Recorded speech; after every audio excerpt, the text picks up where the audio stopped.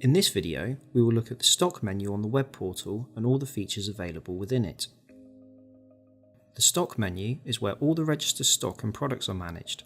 You will typically use this section when setting up your account and when making ongoing changes to your products and inventory. The aim of this video is to give you an overview of each section within the stock menu. The example data entered will not necessarily apply to your business, but the process will be the same. We do have a set of videos that detail each section in further detail.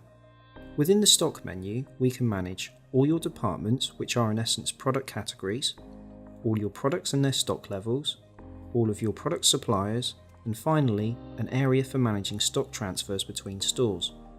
Departments and products are both required in order to use Register. At its base level, a department is a product category that contains products. To manage departments, click Stock on the top bar and click Departments from the sub-menu. The main window will display a table of all your departments. From here, we can create new departments either manually or via an import, edit existing departments, as well as view their products. Products are the items and services being sold via the register. To manage your products, click Stock on the top bar and click Products from the sub-menu. The main window will display a table of all your items and services. From here, we can create new products either manually or via an import, edit existing products, as well as amend their stock values and transfer stock between stores.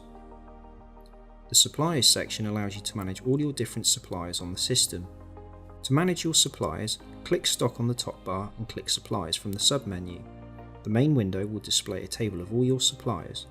From here, we can create new suppliers either manually or via an import, edit existing suppliers, as well as view the products they provide. Once you have suppliers on the system, you can associate products to them when adding or editing your products. The last item in the stock menu is Transfers. This allows you to manage the transfers of stock between your stores. After clicking Transfers from the Stock sub-menu on the top bar, you will see a table of all transfers within the last 30 days.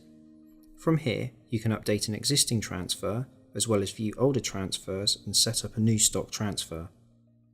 We have more in-depth videos covering each element of the stock section of the web portal. Further information on how to manage stock on the web portal can also be found in your user manual, and if you still have any questions, please get in touch with your solution provider who will be able to offer further assistance.